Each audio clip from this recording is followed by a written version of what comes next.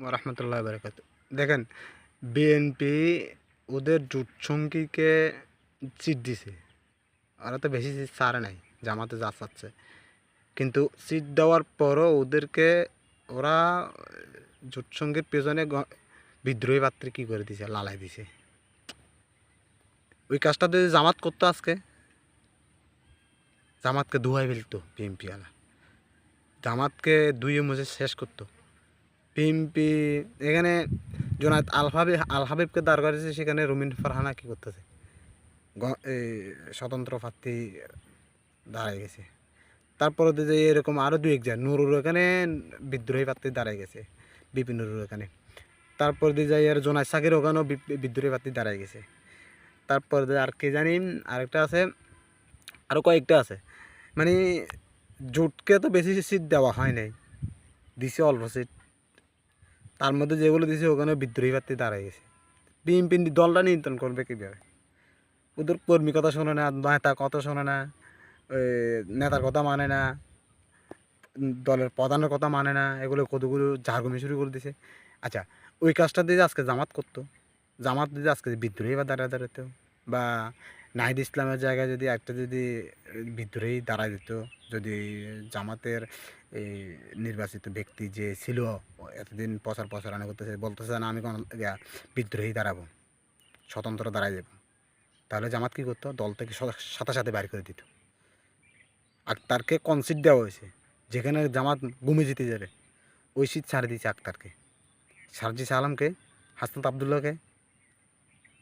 তারপর দিয়ে এরা জামাতের অ্যালায়েন্সে সরমানের অনেক সিট এমন আছে যে জামাত গুমে জিতে যাবে, এগুলো ছাড়ে দিয়েছে জোট সঙ্গীকে। জামাত একটু উদারত হয়েছে, এরা মনে হচ্ছে দুর্বলতা, জামাতের দুর্বলতা।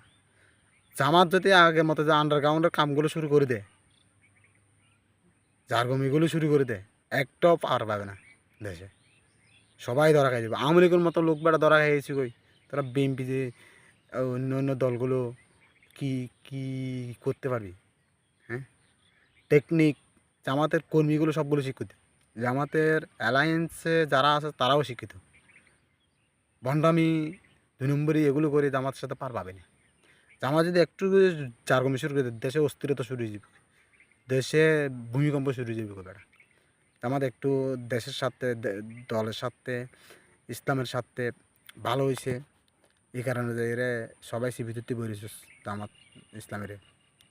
শফিকুর রহমান একটু উদারতা দেখাইতেছে, যদি একটু গরম ফাটি হইতো শফিকুর রহমান, বা একটু যদি মনে শয়তানি আলা যদি লোক হইতো, তাহলে দেখতি বিএনপিরে নাগানি সবাই নিয়ে পেতো। একটু উদারতা, কোরআন হাদিস পড়ে, ইসলামের পথে চলে, এই কারণে যে এরা এই সবার সাথে মিলেমিশে চলার জন্য একটু প্রতিশ্রুতিবদ্ধ হয়েছে, বা সবার সাথে মিলেমিশে একটু নির্বাচন করবে বলে এরা কথা দিছে।